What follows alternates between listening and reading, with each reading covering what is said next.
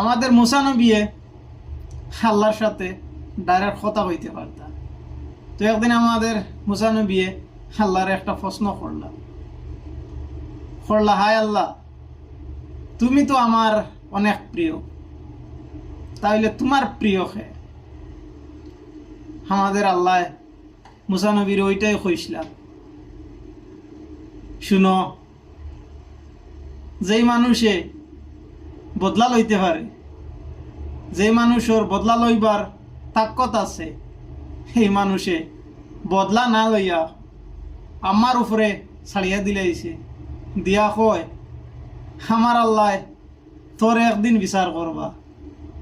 যে বন্দায় বদলা লওয়ার তাকত থাকার পরেও উঠিয়া কইছে আমার আল্লাহ তোর একদিন বিচার করবা, এই বন্ধ হয়েছে আমার সবচেয়ে বেশি প্রিয়।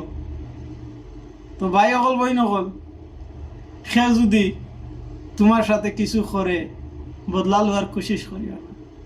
কে লাগে আমাদের হদিস কোরআনো বদলা লওয়ার কোনো জাত প্রমাণ নাই, আর বদলা লওয়ার কোনো কোরআনো লিখে দিছই না আমাদের আল্লাহ।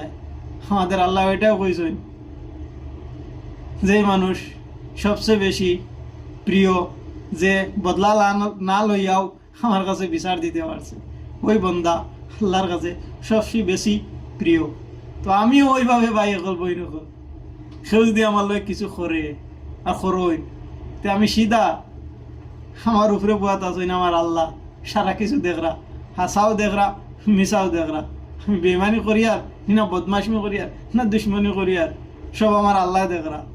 তো গতিকে আমি ঘুরিয়াও কিতা কই, তোর বিচার আমার আল্লাহ একদিন না একদিন করবা, বুঝছো নি?